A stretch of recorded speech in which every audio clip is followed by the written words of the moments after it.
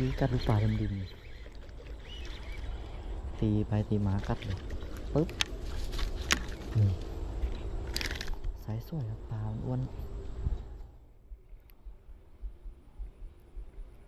ล่องข้างน้ำนี่ไม่เป็นอย่างนี้เลยนี่ฟ้าพ่นงามด้วยครับกับกบยางดำน้